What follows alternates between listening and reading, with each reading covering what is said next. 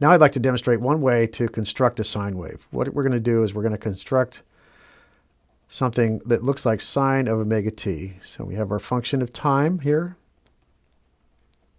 and we have our frequency.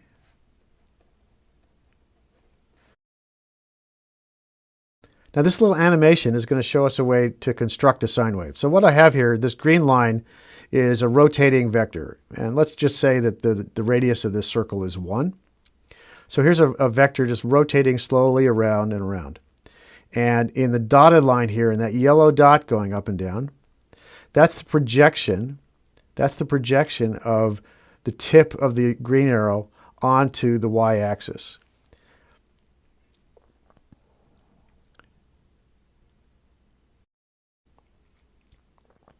And as the vector goes around and around, you can see that the projection on the y-axis is bobbing up and down and up and down. And that's actually going up and down in a sine wave pattern. So now I'm going to switch to a new animation, and we'll see what that dot looks like as it goes up and down in time.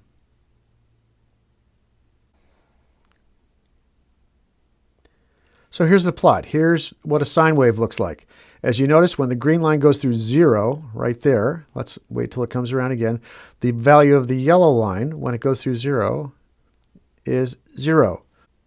So this yellow line here is a plot of sine of omega t.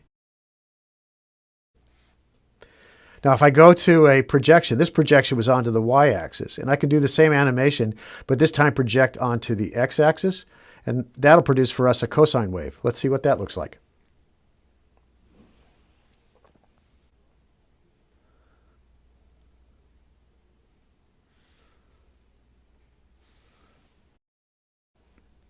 Now, in this case, if we switched over, you can see that the projection, that dotted green line, is onto the x-axis.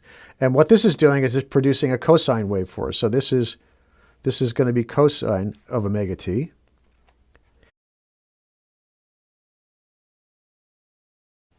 Now, because we're tracking the progress on the x-axis, the cosine wave seems to emerge going down on the page.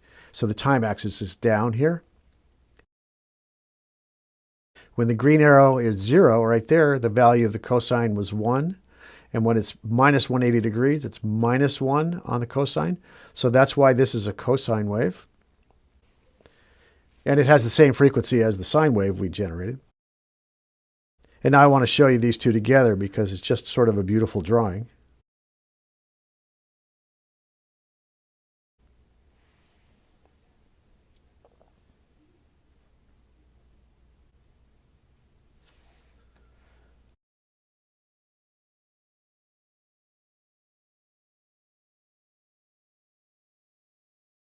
I'll leave our animation here for a second. We see our sine wave being generated in yellow, and in orange we see the cosine wave being generated, and they're both coming from this rotating green vector.